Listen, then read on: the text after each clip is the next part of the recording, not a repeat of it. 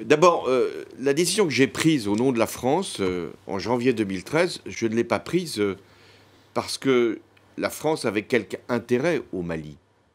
10 ans après avoir donné le ton de l'intervention militaire française au Mali dans le but de contrer l'avancée des djihadistes vers le sud du pays, François Hollande, ancien président de la République française, est revenu sur le contexte et les raisons de cette intervention militaire de la France au Mali dans un entretien accordé à RFI et France 24.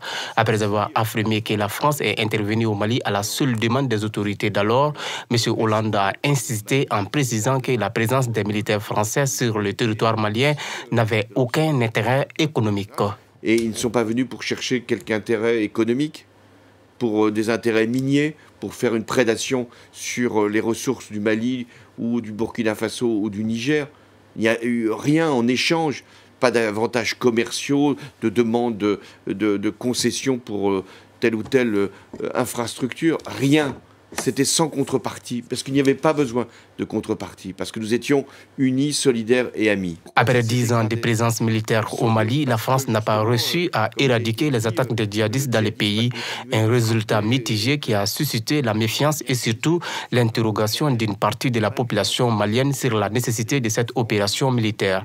Pour François Hollande, les relations entre les deux pays se sont envenimées. Cela est dû à la machine de propagande lancée par les Russes sur les réseaux sociaux.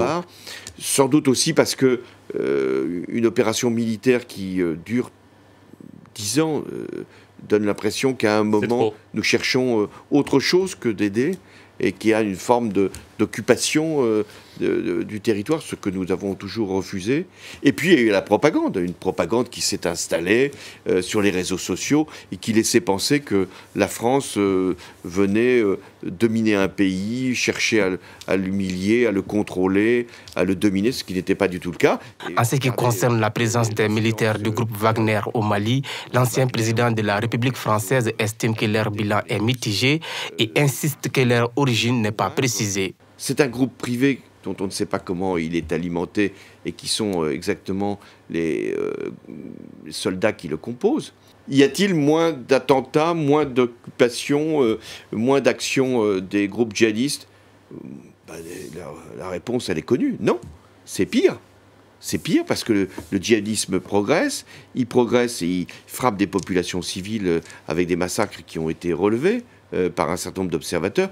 Et il frappe également au sud du Mali, là où il n'avait jusque-là pas sa place. Moi, je respecte la souveraineté des pays. Par ailleurs, François Hollande a aussi affirmé qu'il n'y a eu aucune atteinte à la souveraineté du Mali et que l'intervention de la France était un devoir de solidarité et de reconnaissance envers les pays africains qui ont aidé la France lors des 2 guerres mondiales. Pour rappel, les relations entre le Mali et la France se sont dégradées après l'arrivée des autorités de la transition qui ont même mis un terme à l'accord de défense qui existait entre les 2 pays depuis 2014.